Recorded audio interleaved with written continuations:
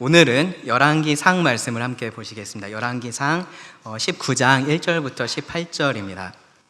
열왕기상 19장 1절부터 18절이고요. 열심히 장애를 만날 때라는 제목으로 오늘 말씀을 나누겠습니다.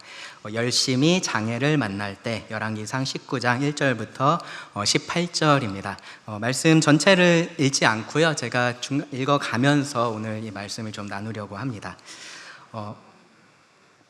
성경에 보면요, 하나님께서 이 믿는 자들에게, 우리 그리스도인들에게 세상이 줄 수 없는 평안과 기쁨을 주겠다라고 그렇게 약속을 하셨습니다. 그렇죠? 맞죠? 그렇죠?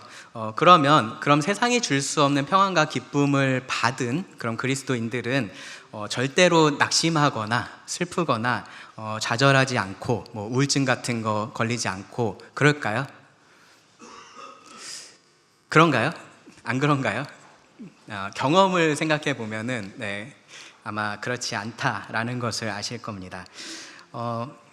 설교의 황제라고 불렸던 스펄전도요, 사실은 그가 평생을 그 우울증하고 싸웠던 것으로 유명해요. 그래서 그 스펄전이 이제 목회자 후보생들에게, 그러니까 이제 장차 이제 목회자가 되고 싶어 하는 사람들, 이제 그 다음 세대의 목회자들인 거죠. 그들을 이렇게 가르치면서 가르쳤었던 내용을 이제 책으로 그렇게 낸 책이 있는데요. 목회자 후보생들에게라는 책이고요. 근데 그 책에 보면은 이제 목회자의 사기 저하라는 그런 챕터가 있습니다. 그리고 그 부분에서 제가 방금 전에 말씀드렸던 이런 부분에 대해서 다룹니다. 그러니까 우울증 혹은 낙심에 빠지는 이유에 대해서 스펄전이 이제 4가지를 이야기를 해요. 첫 번째는 뭐냐면요, 사람이어서 그렇다는 겁니다. 우리가 단순히 사람이기 때문에 그런 연약한 부분을 누구든지 다 가지고 있다, 이제 그렇게 이야기를 하고요. 그 다음에 두 번째는 뭐냐면요, 육체적인 건강이에요. 육체적으로 건강하지 못해서 이제 그럴 수 있다라고 이야기를 합니다. 특별히 이제 스펄전은 어떤 육체 질병에 대해서는 우울증에 넘치는 셈이다라고 그렇게 표현을 해요. 그러니까 어떠한 질병은 더 그렇게 사람을 낙심시키고 이제 그렇게 한다라는 거죠. 그리고 이제 그러한 것에 영향을 받지 않으려고 제 아무리 발버둥을 쳐도 거기에 사로잡히고야 마는 그러한 상황과 시간이 벌어지고 만다, 이제 그런 식으로 표현을 합니다. 그리고 세 번째로 얘기한 게 뭐냐면요, 우리가 어떤 일들을 진지하게 시도하다 보면은 이러한 우울함의 공격을 받는다라고 이야기를 했어요. 그 부분에 대해서 이제 여기 책에 있는 내용을 제가 잠깐 읽어드릴게요. 뭐라고 스펄전이 이야기를 했냐면, 문 영혼들의 무게에 짓눌려 기절하지 않고 견딜 수 있는 사람이 어디 있겠는가? 사람들의 회심을 두고 간절히 애타고 있는데 그것이 제대로 이루어지지 않을 경우 도대체 언제 이루어질 것인지 우리의 영혼은 불안과 낙담으로 불타기 마련이다. 기대되던 사람이 발길을 돌리고 경건한 사람이 냉담해지고 신앙을 고백하는 사람들이 그들의 특권을 남용하고 죄인들이 더욱더 담대하게 죄를 저지르는 것, 이거 참 기가 막힐 일이 아닌가. 우리가 바라는 만큼 하늘나라는 이루어지지 않고 우리가 애타는 만큼 그 거룩한 이름이 거룩한 대접을 받지 않을 때 우리는 그것을 두고 울 수밖에 없다 라고 이렇게 이야기를 했습니다. 공감이 되시나요? 이게 사실은요, 이런 일이 벌어져도 아무렇지 않은 사람도 있긴 있습니다. 어떤 사람이 그러냐면은 이런 일에 관심이 없는 사람이 그래요. 그렇죠? 영혼이 구원받는 것이나 성도가 영적으로 자라는 것이나 그러한 것들에 사실 크게 관심이 없으면 사실은 이런 일들이 일어나도 그렇게 이것 때문에 낙심하거나 그럴 일이 없습니다. 그런데 이 주님께서 맡겨주신 그러한 사명, 그러한 일들을 무겁게 받아들이고 그것에 진지하면 진지할수록 그 과정과 열매에 있어서 더 영향을 받을 수밖에 없는 겁니다. 그리고 그러한 것들이 우리의 그러한 연약함이란 것과 만나면 그것이 좌절이나 낙심이나 우울증으로 그렇게 나타날 수 있는 겁니다. 오늘 제가 이 열왕기상 19장 말씀을 통해서 특별히 같이 좀 생각해 보고 싶은 이 낙심의 영역이 사실은 그런 영역이에요. 우리가 주님 안에서 그런 열심을 가지고 있는데 그러한 열심이 이러한 장애를 만났을 때, 그러한 장애에 부딪혔을 때, 그래서 그것이 낙심이 되고 또 더 나아가서는 그것이 우울증이 되고 또 죄가 될 때 우리가 어떻게 해야 하는지를 좀 말씀을 통해서 생각해 보기를 원합니다. 한 가지가 더 있습니다. 스펄전이 얘기했었던 그러한 우울증에 빠지게 되는 이유 한 가지가 더 있는데요. 뭐냐면은 교회에서의 위치 때문에 이러한 일들이 생긴다라고 이야기를 해요. 특별히 이제 그 강의의 대상, 그 책의 첫 번째 대상이 이제 목회자 후보생들이잖아요. 그래서 그 목회자라는 자리 때문에 이제 그러한 위험들, 그러한 유혹에 더 많이 노출된다라고 이야기를 합니다. 외로운 자리라는 거죠. 그러니까 실제로 돌봐야 될 사람들이 있고 또 돌봐달라라고 이야기를 하는 사람들이 있는데 정작 그 목회자 자신은 누구에게도 돌봄을 받지 못해서 그러하면서 이제 외로움에 빠지고 고독에 빠지고 그러한 것들이 낙심과 우울로 이어진다. 이제 그러한 이야기들도 합니다. 사실은 생각해 보면요, 그러한 것들이 꼭 목회자들만 경험하는 일들은 아닌 것 같아요. 어느 정도의 어떤 책임을 맡고 있는 사람들이라면 그러한 비슷한 경험들을 아마 할 겁니다. 뭐 그러한 것들 말고도요, 사실은 이유를 찾아보면은 더 많이 찾을 수 있겠는데, 이제 제가 드리고 싶은 말씀은, 요점은 뭐냐면은 그리스도인, 특별히 열심히 있는 그리스도인이라고 하더라도 좌절하고 낙심할 수도 있다라는 겁니다. 그게 좋은 거다라고 말씀을 드리는 건 아니에요. 그런 의미로 말씀드리는 것은 아닌데, 그것이 이상한 일은 아니다라는 거죠. 우리 가운데서 흔히 이루어질 수 있는 일들이라는 겁니다. 그리스도인이 이 하나님 안에서 정말로 늘 기쁨을 누리고 평안한 가운데 거하면서 그 말씀에 따라서 살아가는 그러한 삶, 그러한 것을 우리가 성경에서 말하고 있는 정상적인 그리스도인의 모습이라고 한다면, 그럼에도 불구하고 여전히 이러한 죄의 관성이 우리들에게 남아있고 또 연약한 육체를 우리가 가지고 있기 때문에 죄와의 싸움은 계속 된다라는 겁니다. 그리고 그 안에는 이 낙심한 마음과의 싸움, 좌절과의 싸움, 그러한 것들이 여전히 있다라는 거예요. 그리고 특별히 이러한 열심히 있는 그리스도인들일수록 더 그런 위험과 유혹이 가까이에 있다라는 겁니다. 왜 그러냐 하면요, 이 열심이라는 것이 곧 기대라는 것하고 이렇게 연결이 되어 있어서 그렇습니다. 그런 기대가 충족되지 않고 무너질 때 이 열심도 같이 무너지는 거예요. 그러면 이제 이런 생각을 하실 수 있습니다. 조금 이렇게 삐딱하게 들으시면, 그렇지, 열심을 버려야지, 사람이 너무 열심을 내면서 살면 안 돼, 적당히 해야지, 이제 그런 생각이 드실 수 있어요.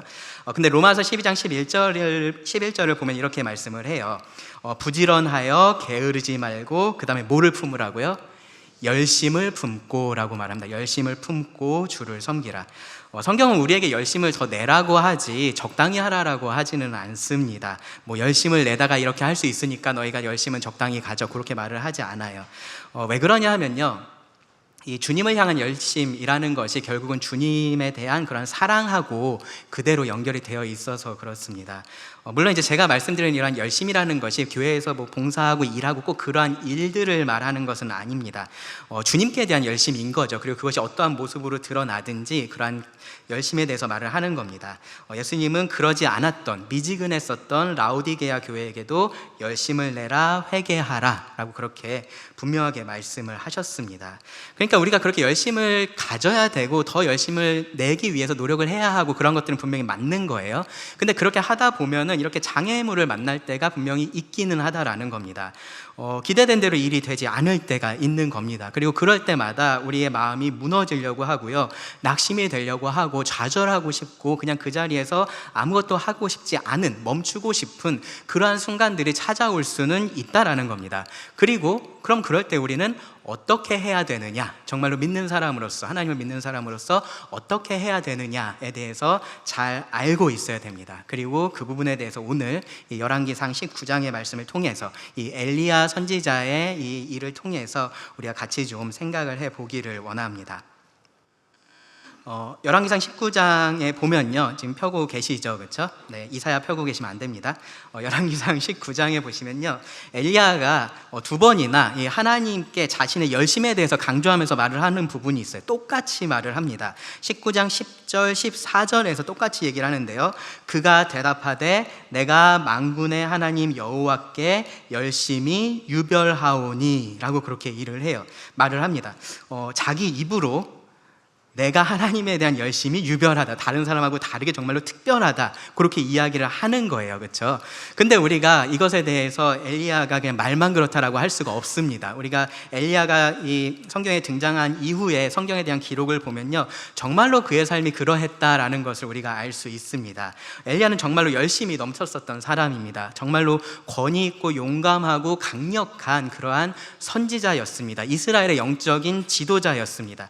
그야말로 전설적인 인물이라고 이야기를 할 수 있는 그러한 사람이에요. 전설의 인물이 아니라 전설적인 그러한 인물인 겁니다. 우리도 엘리야에 대해서 뭐라고 부르죠? 무슨 선지자라고 얘기를 하죠? 기적의 선지자라고 얘기하죠. 기적의 선지자. 그렇게 부를 정도로 이 구약의 선지자들을 대표하는 인물이 사실은 엘리야입니다. 조금 앞으로 넘기셔서요, 17장을 보시면 이 엘리야의 놀라운 행적들이 좀 기록이 되어 있습니다. 조금만 살펴볼게요. 17장 1절에 보시면은 엘리야가 그 뒷부분에 보세요. 뭐라고 예언을 하냐면요, 내 말이 없으면 수년 동안 비도 이슬도 있지 아니하리라, 그렇게 예언의 말씀을 해요. 그리고 나서 7절을 보시면 어떻게 됩니까? 실제로 땅에 비가 내리지 아니하므로 얼마 후에 그 시내가 마르니라 라고 말씀을 합니다. 엘리야가 말했었던 그대로 이루어졌었던 거예요. 그리고 이제 이어지는 말씀을 보면요, 이 사르밧의 과부하고 관련된 내용이 기록되어 있습니다. 아마 기억하시는 분들 많이 계실 텐데요, 이 사르밧에 있는 과부가 그 가뭄 동안에 자기 집에 마지막 남은 그 통의 가루 그리고 병의 기름을 가지고 엘리야를 대접을 하죠. 그렇죠? 가진 것을 다 가지고 하나님의 사람을 섬겼었던 겁니다.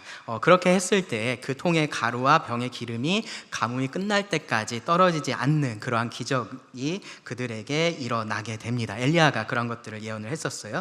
그리고 나서 심지어 나중에 그 뒤에 가면요, 그 과부의 아들이 죽죠. 그렇죠? 그리고 그 죽은 아들을 엘리야가 다시 살리기도 했습니다. 그만큼 강력하게 역사했었던 그러한 하나님의 역사가 엘리야와 함께 하고 있었고요. 엘리야는 자신감을 가지고 그러한 하나님의 일을 계속해서 해 나갔었던 겁니다. 그리고 이제 18장에 가서 보시면 이제 우리가 잘 아는 이 갈멜산에서의 이 바알 선지자들과의 대결이 기록이 되어 있습니다. 이 대결은요, 정말로 이 엘리야 입장에서는요, 그야말로 짜릿한 승리예요. 정말로 짜릿한 그런 승리의 기쁨을 누렸었던 것이 이 갈멜산에서의 승리였습니다. 왜 그러냐면요, 그냥 그 바알의 선지자들 한두 명하고 뭐 하다가 엘리야가 이겼어, 그런 게 아니었어요. 이스라엘 백성들을 다 모아놓고요, 공적으로 그 바알의 선지자들과 엘리야가 서로 대결을 했었던 그러한 상황이었습니다. 거기서 엘리야가 승리를 했습니다. 바알의 선지자들은 수치를 당했습니다. 엘리야는요, 대놓고 막 그들을 조롱하기도 했어요. 여기 열왕기상 18장 27절을 보시면 이렇게 말하죠. 바알의 선지자들이 열심히 이제 바알을 부르는데 바알이 응답을 하지 않는 겁니다. 그러니까 정오에 이르러는 엘리야가 그들을 조롱하여 이르되 큰 소리로 부르라. 그는 신인즉 묵상하고 있는지, 혹은 그가 잠깐 나갔는지, 혹은 그가 길을 행하는지, 혹은 그가 잠이 들어서 깨워야 할 것인지 하매. 이 말 할 때 얼마나 기분이 좋았을까요? 엘리야가 조금 이따 벌어질 일들을 막 생각을 하면서 이 사람들을 조롱하고 막 그렇게 했습니다. 그리고 나서 실제로 엘리야가 하나님께 기도했을 때 하나님은 그 기도를 그대로 들어주셨습니다. 모든 백성들이 보는 앞에서 그 일을 행하셨습니다. 그 과정에서도 보면요, 엘리야는요, 약간 이렇게 표현하면 어떨지 모르겠지만 허세를 부려요. 허세를 부립니다. 뭐냐면은 이 번제물 갖다 놓고 그냥 기도해서 불 내려오기만 하면은 그냥 그렇게만 해도 될 것 같은데 어떻게 하죠? 번제물을 갖다 놓고 주변에 도랑을 팝니다. 그렇죠? 도랑을 쭉 둘러 파고요. 그리고 사람들을 불러다가 뭐라 그럽니까? 거기다가 물을 부으라고 합니다. 이 번제물에다가 물을 부으라고 해요. 한 번도 아니라 3번을 그렇게 하라라고 합니다. 그렇게 해서 그 주변에 도랑까지 물을 가득 채워 놓는 겁니다. 왜 그렇게 했을까요? 보여주고 싶어서입니다. 보여주고 싶어서. 제대로 하나님이 어떠한 분이신지를 이 사람들 앞에서 증명을 하고 싶었었던 겁니다. 그래서 그렇게 했었던 거예요. 그리고 정말로 그가 기도했을 때 하늘에서 하나님께서 불을 내리셔서요, 그 재물을 다 사르시고 그 도랑까지도 다 마르게 하십니다. 그 결과로 백성들이 이렇게 반응을 했습니다. 39절을 보세요. 18장 39절입니다. 모든 백성이 보고 엎드려 말하되 여호와 그는 하나님이시로다. 여호와 그는 하나님이시로다. 이렇게 하고 나서요, 엘리야는요, 이 우상 숭배의 주동자들이라고 할 수 있는 바알의 선지자들을 잡아서 다 처형을 했습니다. 이 장면이 얼마나 엘리야에게 감격스러웠겠습니까? 그토록 엘리야가 보고 싶었던 그 열매를 마주하는 그러한 순간이었을 겁니다. 그의 열심이, 그가 정말로 오랜 시간 기대하고 노력해 왔었던, 그가 정말로 꿈에서라도 보고 싶었었던 그러한 장면이 그의 눈앞에 현실로 펼쳐졌었던 겁니다. 바알의 선지자들은 수치를 당하고 죽임을 당했고요. 그리고 하나님의 이름은 높임을 받았습니다. 그리고 그 백성들이 하나님을, 참된 이 여호와를 참된 하나님으로서 인정하는 일이 그 가운데서 일어났습니다. 그런데 이 18장이요, 행복하게 끝나지 않았습니다. 그래서 이 엘리야와 백성들이 영원히 행복하게 하나님 섬기면서 잘 살았습니다, 그렇게 이야기가 끝나지 않습니다. 19장으로 이어집니다. 19장 1절을 보시면, 이제 본문으로 왔습니다. 19장 1절을 보시면 아합이 엘리야가 행한 모든 일과 그가 어떻게 모든 선지자를 칼로 죽였는지를, 바알의 선지자들인 거죠, 모든 선지자를 칼로 죽였는지를 이세벨에게 말하니, 그 모든 일을 그 앞에서 지켜보고 있었던 이스라엘의 왕 아합이 그 일을 자기 아내인 이세벨에게 가서 지금 이야기를 한 겁니다. 굳이 왜 그 아내한테 가서 이런 얘기를 했을까, 이제 그런 생각이 들 수 있는데요, 이유가 있습니다.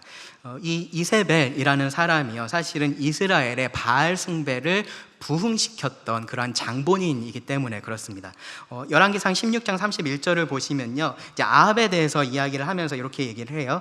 느밧의 아들 여로보암의 죄를 따라 행하는 것을 오히려 가볍게 여기며, 그러니까 아합이 그렇게 우상 숭배하고 하는 것들을 가볍게 여겼다라는 거예요. 그러면서 시돈 사람의 왕 엣바알의 딸 이세벨을 아내로 삼고 가서 바알을 섬겨 예배하고, 이 이세벨이라는 사람이 정말로 이 바알 숭배에 그렇게 헌신되어 있었던 사람이었었던 겁니다. 그러니까 단순히 그냥 많은 여러 바알 숭배자들 중에 한 사람 같은 사람이 아니었어요. 엘리야가 이 하나님에 대한 열심을 가지고 하나님에게 헌신했었던 만큼 이세벨은 바알에게 그렇게 열심을 가지고 헌신을 했었던 그러한 바알의 선지자라고 할 수 있는 그러한 사람이었습니다. 그래서 이 열왕기상 18장 4절 13절을 보시면요, 이미 이 이세벨이 이 하나님의 선지자들을 학살했다라는 것을 우리가 볼 수 있습니다. 그런 이세벨이니까 지금 이 상황을 아합이 가서 알려줬었던 겁니다. 지금 이런 일이 벌어지고 있다라고 얘기를 해준 거예요. 그러니까 이세벨이 가만히 있지를 않습니다. 엘리야는 이 갈멜산에서의 승리를 통해서 하나님만이 정말로 참된 신이시다, 그리고 바알은 그냥 우상에 불과하다라는 것이 객관적으로 증명이 됐다라고 생각을 했을 거예요. 그리고 그렇기 때문에 이제 이 사람들은 우상을 버리고 하나님을 섬길 것이다 라고 그렇게 당연히 생각을 했을 겁니다. 그런데 이세벨은 전혀 그렇게 반응하지 않았습니다. 이세벨은 헌신된 바알의 숭배자였습니다. 그래서 엘리야에게 사람을 보내서 이렇게 말합니다. 2절을 보세요. 이세벨이 사신을 엘리야에게 보내어 이르되 내가 내일 이맘때에는 반드시 너의 생명을 저 사람들 중 한 사람의 생명과 같게 하리라. 저 사람들은요, 그 엘리야가 죽였었던 바알의 선지자들을 이야기하는 거예요. 네가 그들을 죽인 것처럼 나도 너를 죽이겠다라고 지금 이야기를 하는 겁니다. 생명과 같게 하리라. 그렇게 하지 아니하면 신들이 내게 벌 위에 벌을 내림이 마땅하니라 한지라. 이것이 이제 자신을 저주하면서까지 지금 맹세하고 있는 상황입니다. 내가 반드시 너를 내일 이맘때까지는 죽게 만들 거다라고 그렇게 이야기를 하는 겁니다. 그리고요, 이 말이 엘리야에게 전달된 그 순간부터 지금까지 봤었던, 이 18장까지 우리가 봤었던 그 엘리야의 모습을 우리는 찾아볼 수가 없습니다. 그 엘리야는 사라집니다. 엘리야가 여전히 이야기의 중심에 있어요. 근데 그 엘리야는요, 더 이상 권위 있고 용감하고 능력 있고 열심이 있는, 그것이 넘치는 엘리야가 아닙니다. 약해져 있습니다. 낙심해 있습니다. 좌절해 있습니다. 하나님에 대해서 의심을 하고요, 하나님의 일을 하지 않으려고 합니다. 멈춰버린 겁니다. 어쩌면요, 이 모습이 우리들의 모습일 수 있습니다. 우리들의 지금 모습일 수도 있고요. 누군가에게는 어쩌면 우리가 나중에 이러한 모습을 보일 수도 있습니다. 우리가 때로는 이 17장, 18장에 기록된 이러한 엘리야와 같지만 때로는 19장의 엘리야와 같기도 한 겁니다. 그래서 이 말씀이 우리들 모두에게 필요합니다. 우리들의 열심이 장애를 만날 때가 분명히 있기 때문에 그렇습니다. 그래서 오늘 이 말씀을 통해서요, 그럴 때 그럼 우리가 어떻게 해야 되느냐에 대해서 좀 생각을 해보기를 원합니다. 대단한 꿀팁 같은 걸 드리려고 하는 게 아니에요. 사실은 특별할 것은 없습니다. 뭐냐 하면은 하나님을 바로 보는 것이 해답이다 라는 것을 우리는 이 말씀을 통해서 알 수 있습니다. 오늘 본문을 통해서요, 특별히 우리가 그런 상황에서 바라봐야 될 하나님의 속성 세 가지를 우리가 좀 볼 수 있는데요, 그 하나님을 우리가 주목할 때 우리가 계속해서 그 하나님에 대한 믿음을 가지고 열심을 내서 이 하나님의 일을 할 수 있는 그런 힘을 얻을 수 있다라는 사실을 함께 살펴보기를 원합니다.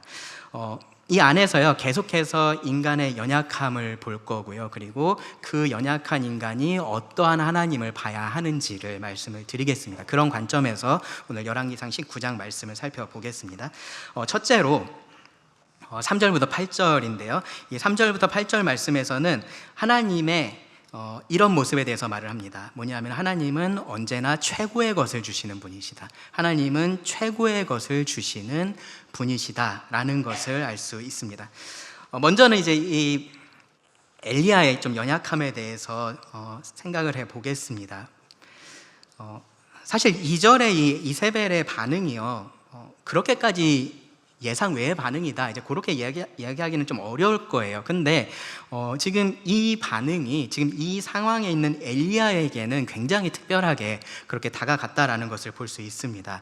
3절의 시작에 보시면은 엘리야가 이 형편을 보고라고 말을 합니다. 이 형편을 보고.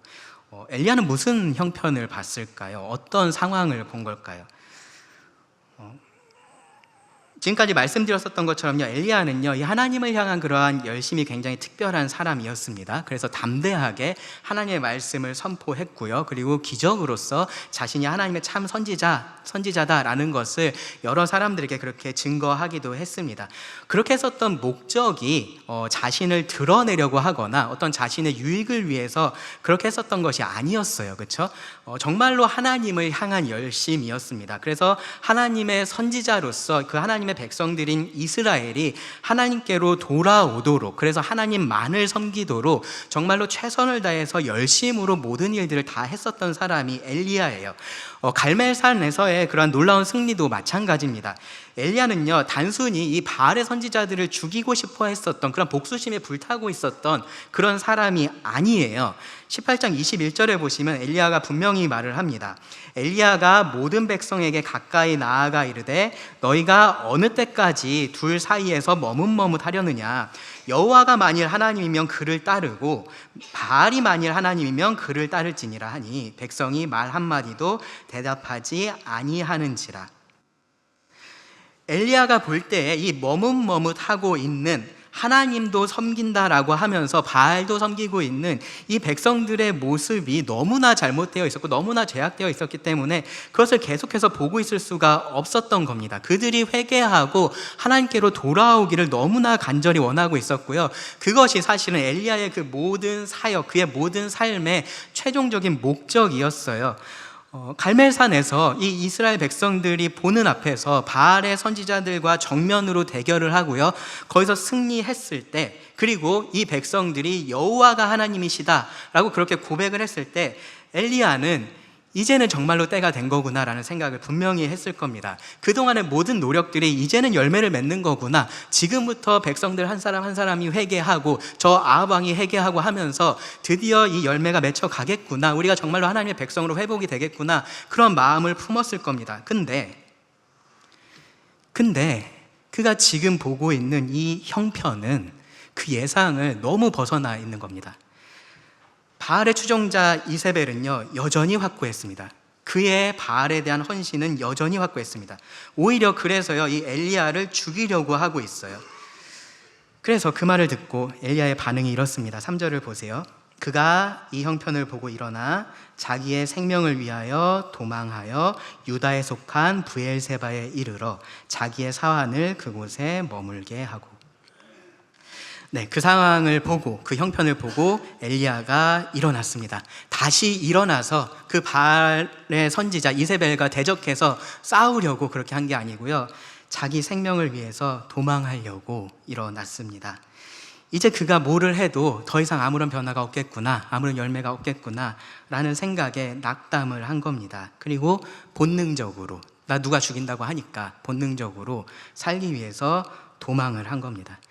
그 수백 명이나 되는 바알 선지자들 앞에서 그렇게 담대했었던 이 엘리야가요, 이제는 내가 뭐를 해도 아무것도 변하지 않겠구나라는 생각을 하니까요, 이 한 명의 선지자 앞에서도 도망을 하고 있는 겁니다. 어디까지 도망을 했냐 하면요, 3절에 다시 보시면 유다에 속한 브엘세바까지 도망을 했다라고 이야기를 해요. 그 당시에 이제 이스라엘이 분열 왕국 시대였잖아요. 그래서 북쪽에 이스라엘이 있었고 남쪽에 유다가 있었습니다. 그렇게 나누어져 있었고요. 지금 우리가 말하고 있는 이 아합 왕은 북이스라엘의 왕이었어요. 그러니까 당연히 이세벨도 이 북이스라엘 안에서만 자기의 그러한 세력을 그렇게 떨칠 수 있었겠죠, 그렇죠? 그래서 이 엘리야가 단순히 자기 목숨만을 건지려고 안전한 곳으로 도망을 한 것이다라고 생각을 하면은 사실은 유다 땅까지만 가도 충분했습니다. 그렇죠? 유다 땅까지만 넘어가도 거기는 이제 그 세력을 벗어난 곳이 되니까 안전하다라고 할 수 있는 거예요.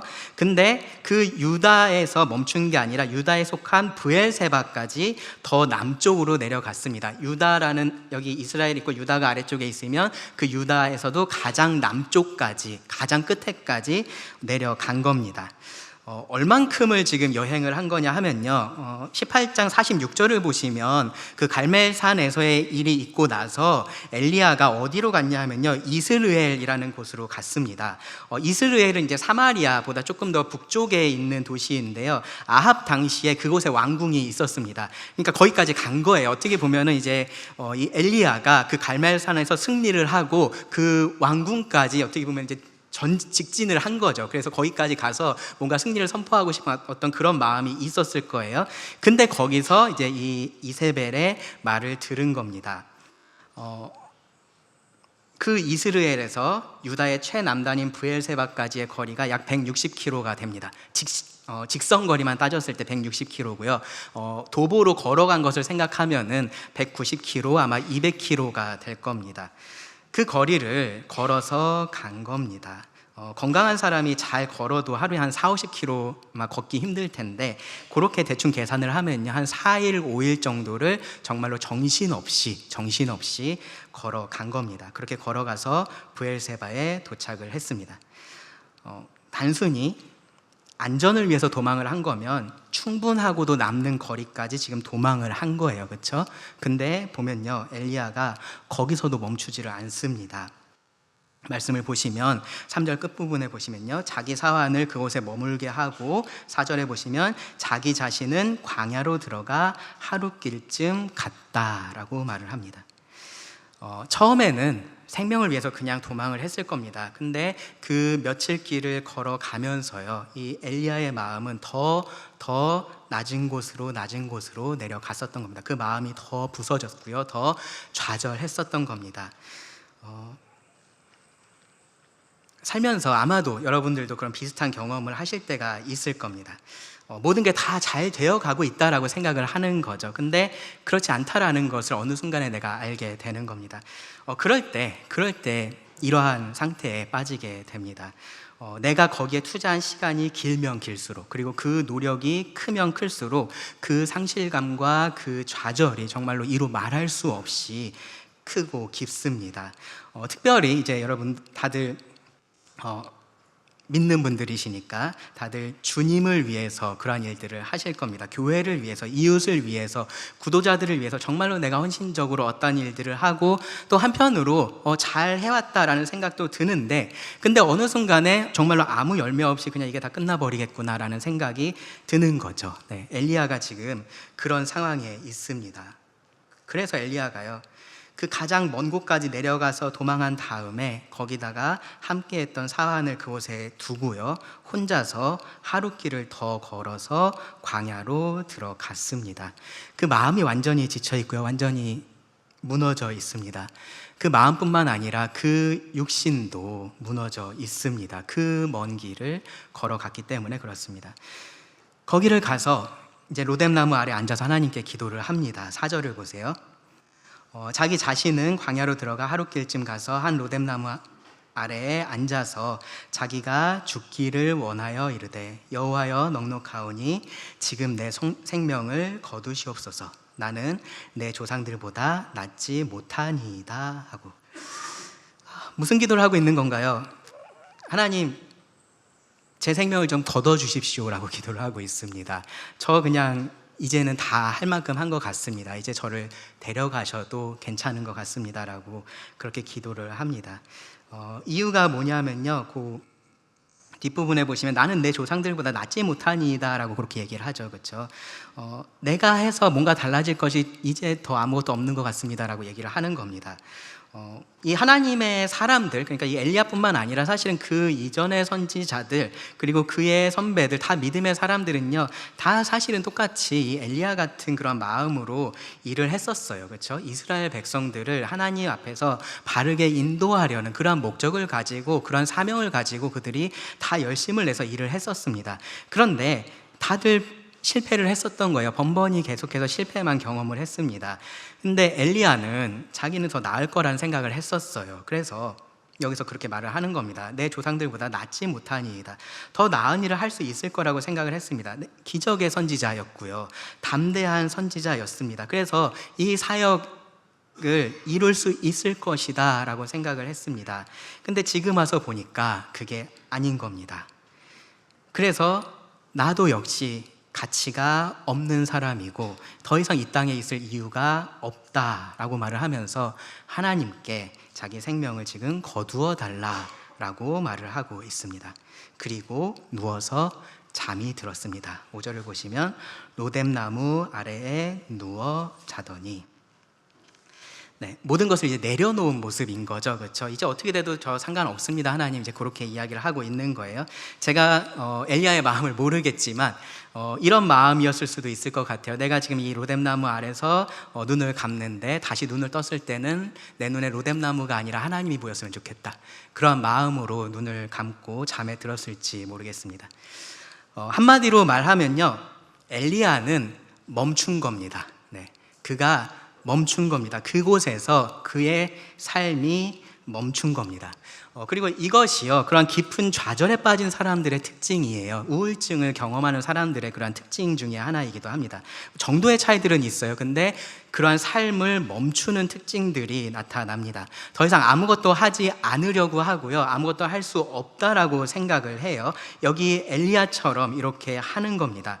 그리고 이런 일들이 엘리야뿐만 아니라 많은 신자들에게도 일어납니다. 우리도 이런 엘리야처럼 이렇게 연약해질 수가 있는 겁니다. 그런데 성경을 보면요, 바로 그때에 이 엘리야가 로뎀나무 아래에 누워서 자는 바로 그때에 성경은 우리의 시선을 하나님께로 옮겨요. 제가 그냥 얘기를 하는 게 아니고요, 실제로 이 5절 말씀이 그렇게 되어 있습니다.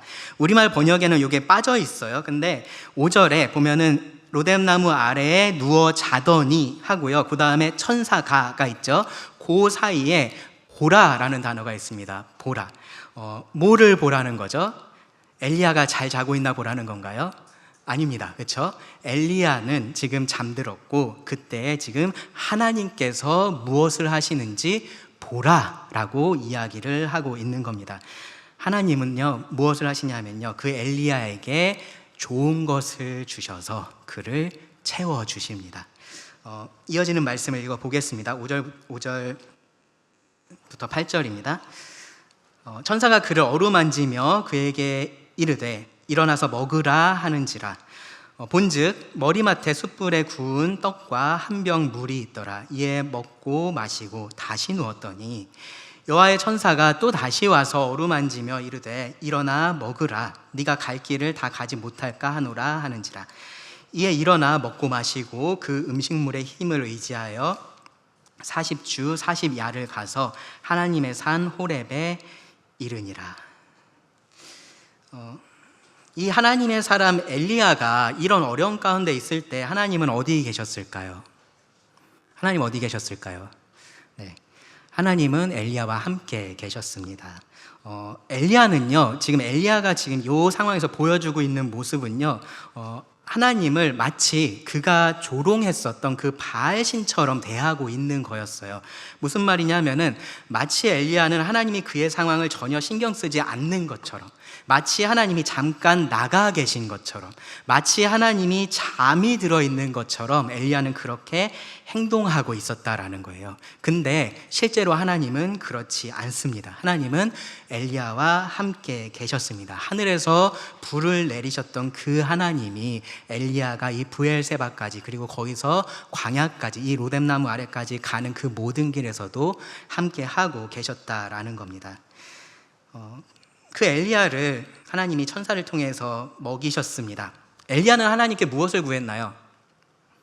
죽기를 구했죠. 네, 죽기를 구했습니다. 근데 하나님은 그에게 먹고 살라고 떡과 물을 주셨습니다. 왜 원하는 것을 주지 않으셨을까요? 엘리야가 원하는 것을 분명히 얘기했는데 왜 하나님은 그가 원하는 것을 주지 않으셨을까요? 그것이 엘리야에게 있어서 좋은 것이 아니었기 때문입니다. 그것이 엘리야에게 최선의 것이 아니었기 때문입니다. 엘리야는 자기 목숨을 돌보지를 않았습니다. 그렇죠? 육신의 필요를 공급하지도 않았어요. 그 마음이 무너져 있어서 그렇게 됐습니다. 뭐 이러든 저러든 이래주구나 저래주구나 그냥 죽는 거다, 아마 그런 생각을 하고 있었을 겁니다. 그래서 멈춰 섰습니다. 엘리야가 잤다 그랬죠. 그렇죠? 로뎀나무 아래서 잠들었다 그랬습니다. 우리는 주로 언제 자나요? 언제 주무세요, 여러분? 네? 피곤할 때, 밤에 피곤할 때 자죠. 그렇죠? 무엇을 위해서 자나요? 회복하려고. 그렇죠? 잠을 자서 몸을 회복하려고 합니다. 엘리야가 그런 목적으로 잠들었을까요? 아닙니다. 그렇죠? 엘리야는 그렇게 잠든 것이 아니었습니다. 그냥 지금 이 상황을 멈추고 싶어서 거기서 잠이 들었습니다. 근데 하나님은 그러지 않으셨던 거예요. 하나님은 이 엘리야를 정말로 잘 알고 계셨습니다. 엘리야가 그 자신을 아는 것보다 하나님이 엘리야를 더 잘 알고 계셨습니다. 엘리야가 얼마나 연약한지를 알고 계셨습니다. 어떻게 아실까요? 하나님께서 엘리야를 만드셨으니까. 그렇죠? 이 하나님께서 엘리야를 붙들고 계시는 분이시기 때문에 더 잘 알고 계셨습니다. 하나님이 엘리야의 아버지이셨기 때문에 더 잘 알고 있었습니다. 하나님이 엘리야에게 필요한 것이 무엇인지를 더 잘 알고 계셨다라는 거예요. 그래서 이 연약한 육신을 가진 인간에게 먼저는 그 육신의 필요를 돌보게 하신 겁니다. 먹을 것을 주셔서 회복할 수 있게 하신 겁니다. 마태복음 7장 9절에 보시면 예수님께서 이런 말씀을 하셨어요. 너희 중에 누가 아들이 떡을 달라 하는데 돌을 주며, 네, 자녀가 떡을 달라고 하는데 돌을 줄 아버지 없죠. 그렇죠? 그런 아버지는 없습니다. 하물며 자녀가 돌을 달라고 하면요, 그러면 돌을 줄까요? 아니에요. 그래도 더더욱이나 돌을 주지 않을 겁니다. 왜 그렇습니까? 아버지는 자녀를 생각하기 때문인 거죠. 이 자녀의 안전을 생각하기 때문에 그렇습니다. 이 자녀에게 그가 원하는 것보다 더 좋은 것, 더 필요한 것이 있다라는 것을 알기 때문에 그렇게 하는 겁니다. 하나님께서 엘리야를 그렇게 돌보세요. 그리고 우리가 연약해져 있을 때도 하나님은 그렇게 우리를 돌보십니다. 우리가 원하는 것을 주시는 것이 아니고요, 우리에게 가장 필요한 것을 하나님은 주신다라는 겁니다. 사실요, 이런 상황이 사람이라면 나한테 필요한 거 내가 제일 잘 알아, 그렇게 이야기를 할 수도 있어요. 그렇죠? 근데 하나님은 정말로 나보다 나에게 뭐가 필요한지를 더 잘 알고 계십니다. 그래서 정말로 좋은 것을 줄 수 있는 분이세요. 그렇기 때문에 그럴 때 우리들에게 필요한 게 뭐냐면요, 그 하나님을 믿는 겁니다. 그렇죠? 나에게 하나님께서 주시는 이것이 가장 좋은 것이다라는 것을 믿는 겁니다. 야고보서 1장 17절에서 이렇게 얘기를 해요. 온갖 좋은 은사와 온전한 선물이 다 위로부터 빛들의 아버지께로부터 내려오나니 그는 변함도 없으시고 회전하는 그림자도 없으시니라. 이렇게 보이지 않을 때가 분명히 있는 거죠. 그렇죠? 분명히 하나님께서 정말로 좋은 것을 주시는 분이신지가 의심스러운 상황들이 우리들에게 있습니다. 이렇게 연약해져 있을 때 더더욱이나 그렇습니다. 지금 내 상황이 이런데 이것도 하나님의 주권 아래서 일어나는 일이고 이 가운데 하나님의 선하신 뜻이 있다라고 그렇게 누군가가 이야기를 하면요, 그게 하나도 와닿지가 않아요. 그렇죠? 막 그런 말들이 뭔가 언어 폭력처럼 그렇게 느껴질 때도 있습니다. 분명히 그럴 때가 있어요. 근데 그럴 때 정말로 필요한 것이 우리가 이 하나님을, 성경이 말하고 있는 이 하나님을 제대로 바라보는 것이다 라는 겁니다. 그 말을 하는 그 사람을 우리가 믿는 것이 아니고요, 그 말씀을 하신 하나님을 우리가 믿는 겁니다. 어떤 목사님이 이런 말을 하셨어요. 빛 가운데 명확했던 것을 어둠 가운데 의심하지 말라. 빛 가운데서 명확하게 보였던 것이 있으면 설령 그 빛이 사라져서 지금 어둠이 됐고 그 어둠 때문에 그것이 내 눈앞에 보이지 않더라도 여전히 그것이 거기 있다라는 것을 우리가 믿어야 한다라는 거예요. 빛 가운데 있을 때 내 앞에 벽이 있었어요. 근데 갑자기 전기가 나가서 불이 꺼지고 어두워졌습니다. 그럼 이 벽이 내 눈에 더 이상 보이지가 않겠죠. 그렇죠? 그럼 보이지 않으니까 벽이 사라진 건가요? 제가 여기를 그냥 걸어가면 벽을 뚫고 갈 수 있는 건가요? 그렇지 않죠. 그렇죠? 빛 가운데 있었든 어둠 가운데 있었든 실체는 실체인 겁니다. 그대로 있는 거예요. 빛 가운데 있을 때 우리는 하나님이 어떤 분이신지를 봤습니다. 그렇죠? 그분이 얼마나 선하신지를 봤고요, 얼마나 사랑하시는지를 봤고요, 얼마나 의로우신지를 봤습니다. 빛이 사라졌다라고 해도 그 하나님이 어디 가시지 않는 겁니다. 여전히 동일하신 분으로서 우리와 함께 하시는 겁니다. 가장 좋은 것을 주십니다. 그래서요, 어떤 환경 때문에 혹은 어떤 상황 때문에 어떤 형편 때문에 우리의 마음이 약해져 있더라도요, 그런 상황 가운데 있을 때 사실은 이 하나님을 우리가 더 기억을 하고 믿음을 가져야 됩니다. 그리고 그 하나님의 도우심을 구해야 됩니다. 그러면 하나님께서 우리를 버리지 않으시고요, 우리의 필요를 채워주실 겁니다. 내가 원하는 것하고 다를 수 있겠죠. 그렇죠? 근데 분명히 나의 필요라는 것은 채워질 겁니다. 본문 말씀을 좀 더 살펴보겠습니다.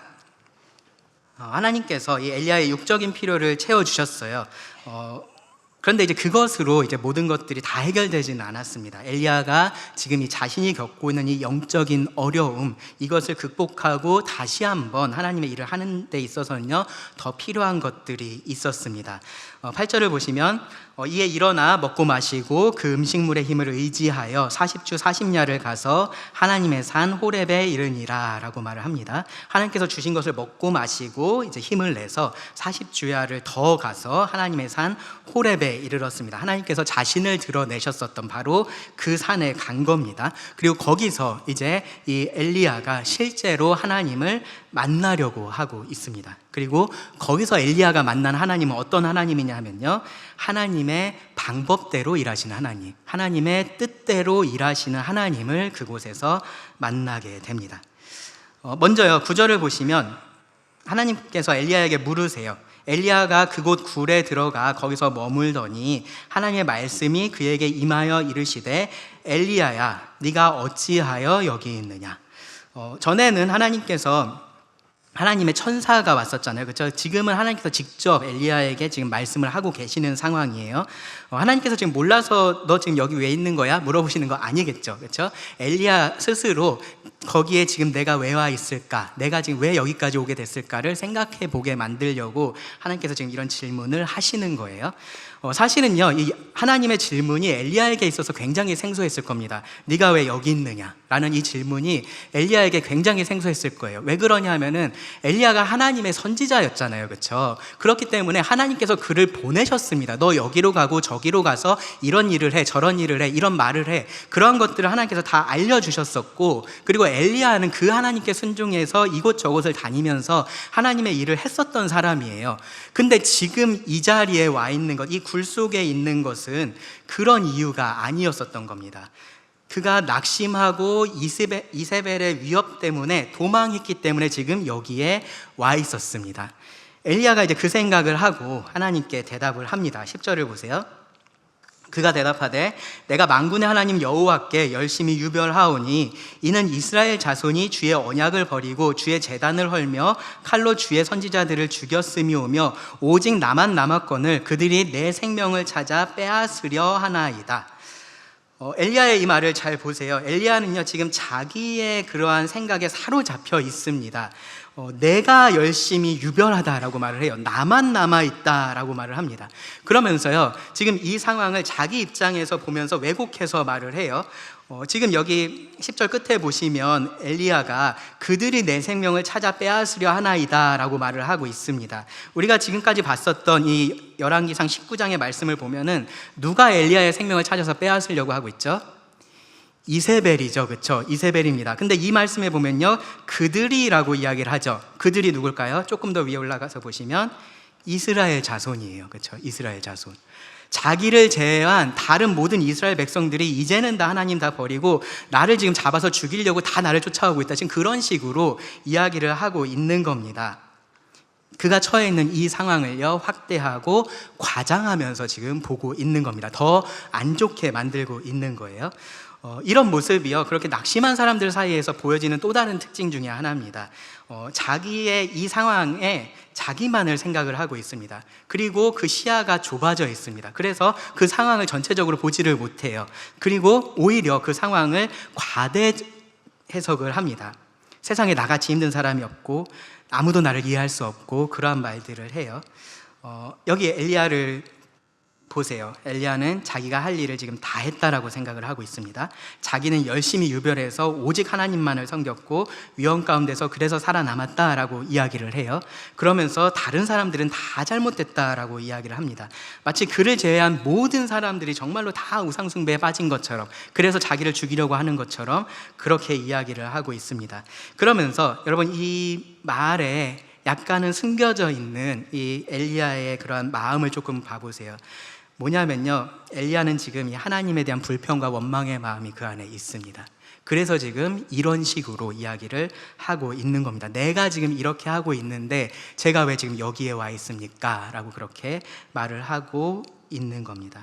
나는 하나님께 신실했는데 왜 하나님은 신실하게 그 열매를 보여주지 않으십니까? 라고 볼멘 소리를 하고 있는 겁니다. 그 하나님의 신실하심을 의심하고 있는 거예요.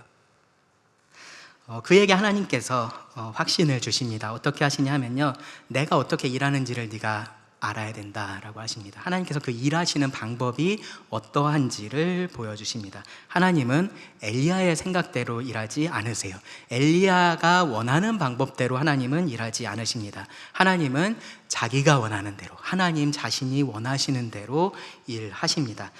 그 방법, 그것을요 아주 흥미롭게 알려주세요. 11절 12절을 보시면 이렇게 말합니다.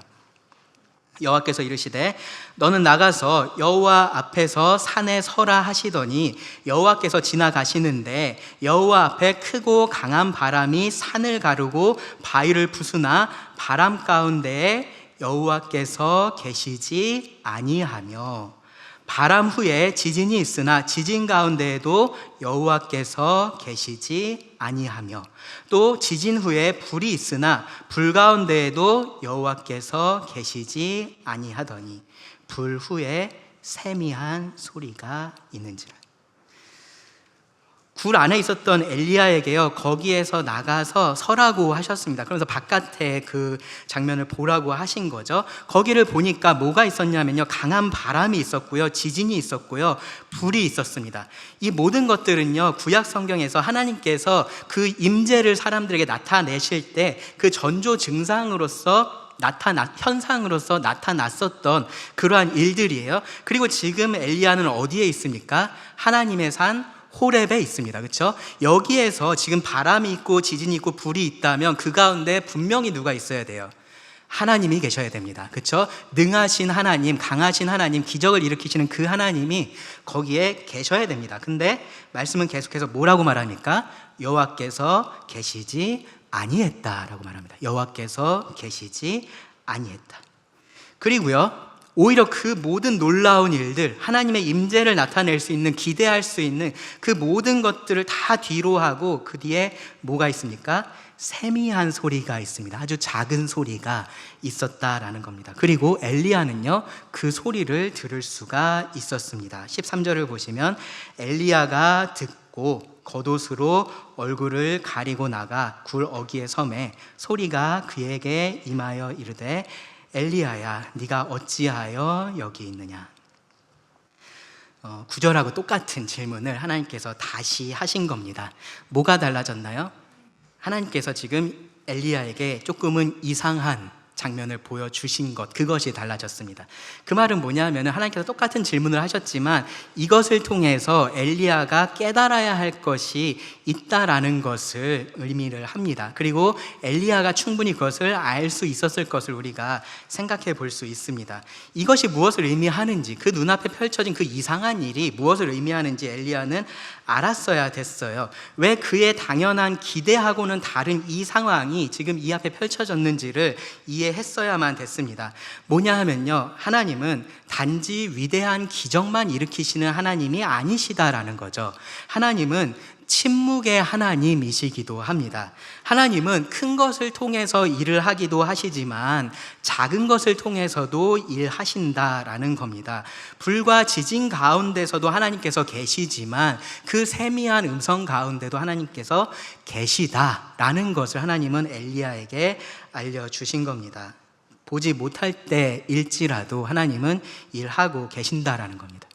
그것을 우리가 뭐라 그러죠? 하나님의 섭리라고 합니다. 하나님의 섭리, 보이지 않는 하나님의 역사하심입니다. 우리는요, 눈에 보이는 놀라운 일들이 있을 때만 그것을 하나님의 역사라고 말을 하고요, 그것에 대해서 기뻐하고 감사해요. 근데 그것하고 똑같은 놀라운 일이 보이지 않게도 일어난다라는 겁니다. 하나님의 조용한 역사들이 우리 가운데 있다라는 겁니다. 우리가 볼 수 없는 그 작은 일들을 하나님은 하나님의 뜻대로 하시고요, 움직이시고 계획하셔서 놀라운 일들을 다 이루신다라는 겁니다. 작은 음성으로도 일하시는 분이 하나님이시다라는 것을 하나님은 이 일을 통해서 엘리야에게 알려주셨습니다. 그럼 언제 하나님께서 기적으로 일하시고 언제는 그렇게 섭리로 일하시는지는 우리가 알 수 있을까요? 혹은 우리가 정할 수 있을까요? 하나님 이때는 좀 기적으로 해주시고요, 이때는 좀 섭리로 좀 해주시고, 우리가 그렇게 할 수 있을까요? 그렇게 할 수 없습니다. 우리는 알 수도 없고요, 그렇게 할 수도 없습니다. 하나님께서 하나님의 그 무궁하신 지혜 가운데, 그리고 하나님의 선하신 뜻 가운데 하나님은 언제나 자신의 방법으로 일을 하십니다. 그 일하는 방법은 하나님께서 선택을 하세요. 우리 눈에 보이든지 보이지 않든지. 그래서 우리가 해야 될 것은 뭐냐면은 하나님의 일하고 계시다라는 것을 신뢰하는 겁니다. 기적의 선지자 엘리야가 지금 그 하나님을 잊고 있었던 겁니다. 자기가 원하는 방식으로 하나님께서 일해 주시기만 기대를 하고 있었던 거예요. 그러니까 하나님의 역사가 그의 눈앞에서 사라졌을 때 좌절하고 하나님을 의심을 했었던 겁니다.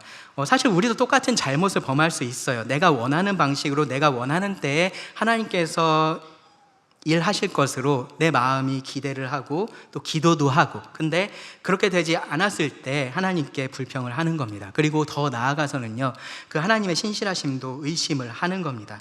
그런데 우리가 반드시 이 말씀을 통해서 알아야 될 것은 뭐냐 하면은 하나님은 하나님의 방법으로 일을 하시고요, 그리고 절대로 실패하지 않으신다라는 겁니다. 엘리야가 이것을 이해했을까요? 저는 이해했다라고 생각합니다. 저보다 뛰어난 사람이었을 테니까 이 하나님의 메시지를 분명히 이해를 했을 겁니다. 근데 그것을 받아들이는 것은 또 다른 문제예요. 엘리야가 그것을 받아들이지 못합니다. 그런 엘리야에게 하나님은 이제 내가 모든 것을 다스리는 주권자다라는 사실을 나타내 보여주십니다. 네가 왜 여기 있느냐라는 그 하나님의 질문에 엘리야가 이렇게 답을 했어요. 14절인데요. 그가 대답하되 내가 만군의 하나님 여호와께 열심히 유별하오니 이는 이스라엘 자손이 주의 언약을 버리고 주의 제단을 헐며 칼로 주의 선지자들을 죽였음이오며 오직 나만 남았거늘 그들이 내 생명을 찾아 빼앗으려 하나이다. 제가 되게 빨리 읽었죠, 그렇죠? 왜 빨리 읽었을까요? 시간이 없어서가 아니고요, 앞의 내용하고 토시 하나 틀리지 않고 똑같이 대답했기 때문에 그렇습니다. 네. 엘리야는요, 하나님께서 처음 물어보셨을 때와 지금 이 상황에서도 지금 똑같이 대답을 했습니다. 의도적으로 그렇게 대답을 한 겁니다. 하나님께서 보여주신 그 메시지를 분명히 이해를 했을 겁니다. 근데 그것이 그가 원했던 답이 아닌 거죠. 그는 이 사역의 분명한 열매, 이스라엘의 즉각적인 회개를 원하고 있었습니다. 사실은요, 하나님께서 그렇게 하셨을 때, 다시 한번 네가 왜 여기 있냐라고 물어보셨을 때 겸손하게 그렇게 할 수 있었어요. 하나님, 그럼 제가 이제 어떻게 해야 될까요? 하나님, 저를 이제 어디로 보내시겠습니까? 라고 그렇게 할 수 있었습니다. 근데 그렇게 하지 않았었던 거예요. 자기 상황에 대해서 변명만 늘어놓습니다. 이런 것도요, 그렇게 낙심한 사람들, 좌절한 사람들에게서 보이는 그러한 분명한 특징의 하나입니다. 외부의 말을 들으려고 하지를 않는 거죠. 그렇죠? 귀를 닫는 겁니다. 그런데요, 이것에 대한 하나님의 처방은 굉장히 의외로 간단합니다. 하나님께서 엘리야를 설득하려고 하지 않으세요. 하나님 어떻게 하시냐면은 명령하십니다. 그에게 명령하세요. 내가 주권자이니 네가 이렇게 하라 라고 하십니다. 15절부터 17절을 보시면 이렇게 말씀을 하셨습니다.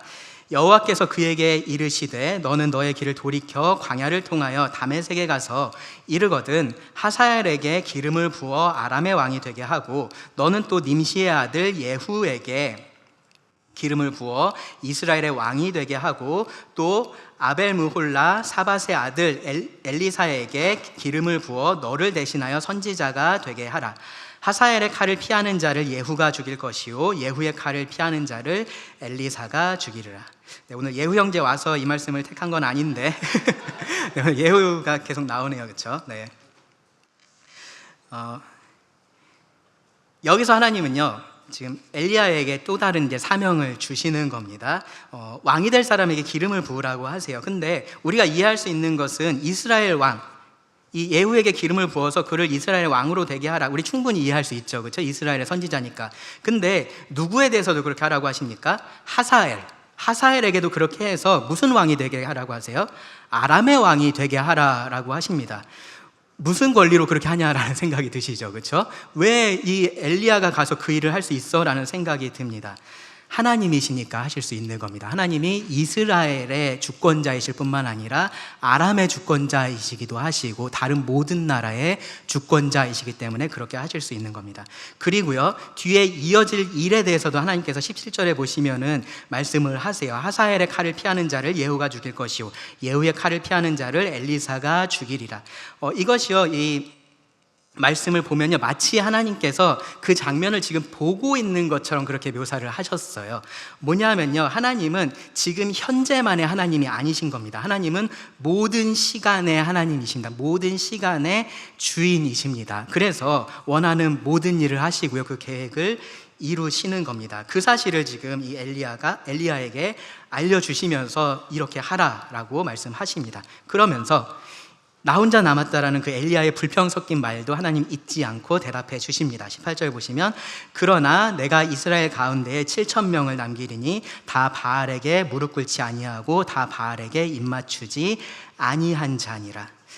엘리야의 후계자를 하나님께서 세워주셨고요, 그리고 하나님의 일을 위해서 7,000명을 남기겠다라고 말씀을 하십니다. 그리고 19절 말씀을 보시면 엘리야는 이 말씀을 듣고 바로 움직이는 것을 우리가 볼 수 있습니다. 이 하나님의 절대적인 주권 앞에서 그가 선택할 수 있는 것은 순종뿐이다라는 것을 알고 그렇게 움직인 겁니다. 엘리야의 열심은요, 장애를 만났습니다. 근데 하나님의 열심은 장애를 만나지 않은 겁니다. 하나님은 여전하십니다. 하나님은 여전히 엘리야를 돌보고 계셨고요, 여전히 자기 뜻에 따라서 일을 하고 계셨고요, 여전히 모든 것을 주관하시는 그러한 왕이셨습니다. 엘리야는요, 자기 열심이 장애에 부딪혔을 때 모든 형편이 달라진 것처럼 느꼈었어요. 그 전까지의 상황과 지금의 상황이 완전히 다르다. 그 전까지는 내가 뭔가 할 수 있는 게 있었는데 이제는 더 이상 아무것도 할 수 없다. 그렇게 형편을 다르게 봤었습니다. 그런데 사실은 어떻습니까? 그렇지 않았다라는 겁니다. 하나님의 형편은 달라지지 않은 겁니다. 하나님은 여전히 똑같이 일을 하고 계셨고요, 여전히 주권자로서 일을 하고 계셨습니다. 엘리야가 그 상황 속에서 이세벨이 그를 죽이겠다라고 위협했을 때 그때 이 하나님을 바로 볼 수 있었으면 엘리야도 이 상황이, 이 형편이 달라지지 않았다라는 것을 알 수 있었을 겁니다. 그리고 그랬으면 이렇게 좌절하고 낙심하고 하지 않을 수도 있었을 겁니다. 그런데 엘리야가 그러지 못했고요. 그것이 오늘날 우리에게 이러한 교훈이 됩니다.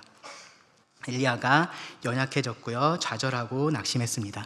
하나님께서 그런 엘리야를 버리신 것이 아니고요. 다시 찾아오셔서 그에게 내가 이런 하나님이야 라는 것을 알게 하셨습니다. 다시 하나님을 보라고 하셨습니다. 그 하나님 외에 믿을 만한 분이 없기 때문에 그렇습니다. 우리에게도 똑같습니다. 우울증하고 싸웠었던 그런 신앙인 중에요, 유명한 사람 중에 이제 그 스펄전, 처음에 말씀드렸던 스펄전 말고요, 유명한 종교개혁자 마틴 루터라는 사람이 있습니다. 루터도 이렇게 시시각각 찾아오는 우울증 때문에 굉장히 많이 힘들었었다라고 얘기를 해요. 어느 날도 그렇게 우울증과 싸우고 있었다라고 합니다. 자기 방에서 그렇게 힘겹게 싸우고 있을 때 그의 아내가 그에게 왔습니다. 근데 보니까 아내가 까만색 상복을 입고 있는 거예요. 이상하죠, 그렇죠? 집에서 상복을 입고 있을 이유가 없잖아요. 그래서 루터가 아내에게 물어봤습니다. 누가 죽었어요? 라고 물어봤습니다. 아내가 뭐라고 얘기했냐면요, 하나님이 죽으셨습니다 라고 얘기를 했습니다. 우리가 삶 가운데 그런 어려움들을 만나고 그리고 그 가운데서 좌절하고 낙심하고 우울감에 빠져서 거기에서 멈춰설 때, 우리가 순종하기를 거부할 때 우리는 우리가 믿는 하나님을 죽은 하나님으로 만든다라는 겁니다. 하나님이 나를 돌보시지 않으신다라고 이야기를 하는 거고요. 하나님은 지금은 일하지 않으신다라고 말을 하는 거고요. 하나님이 더 이상 주권자가 아니다라고 말을 하는 겁니다. 내가 믿는 살아계신 하나님을 내가 죽이는 일이다라는 겁니다. 그런데 오늘 말씀에서 우리가 분명하게 봤죠. 하나님이 그런 분이 아니세요. 그렇죠? 하나님은 언제나 우리들을 돌보고 계시고요. 언제나 하나님의 방식으로 일을 하고 계시고요. 그리고 모든 것의 주권자이십니다. 그래서 우리의 형편이라는 것은요, 사실은 하나님께서 달라지지 않으시기 때문에 우리의 이 형편이라는 것도 달라지지가 않습니다. 그래서 우리가 그 하나님을 바르게 바라본다면 우리의 지금의 이러한 상황들, 나를 낙심하게 만드는 이러한 상황들도 사실은 바르게 볼 수가 있는 겁니다. 여러분, 누구를 믿고 살아가십니까? 누구를 바라보고 계십니까? 여러분, 하나님을 바라보신다면요, 초조해하지 마시고요, 그 하나님께서 일하심을 신뢰하시기 바랍니다. 그리고 힘을 내서 오늘 일하시기 바랍니다. 기도하고 말씀을 마치겠습니다. 하나님, 또 엘리야의 모습을 통해서 우리 모습을 볼 수 있게 하셔서 감사드립니다. 우리가 얼마나 연약한 자들인지 생각해 볼 수 있게 해주셔서 참 감사를 드립니다. 그리고 그런 우리에게 또 하나님이 어떠한 분이신지를 바라볼 수 있게 하셔서 감사합니다. 하나님, 우리의 이 시야가 좁아지지 않기를 원합니다. 멀리 보지 못하고 넓게 보지 못해서 정말로 크고 위대하신 하나님을 바라보지 못하게 되지 않기를 구합니다. 언제나 변함없이 우리들을 돌보시고 또 역사하시는 주권자이신 하나님을 늘 바르게 바라볼 수 있기를 구합니다. 그 하나님을 바라보며 우리가 오늘 초조해하지 않고 믿음으로 하나님을 기다리며 살아갈 수 있게 하여 주시기를 구합니다. 들은 말씀을 주님께 맡기며 예수님의 이름으로 기도드립니다. 아멘.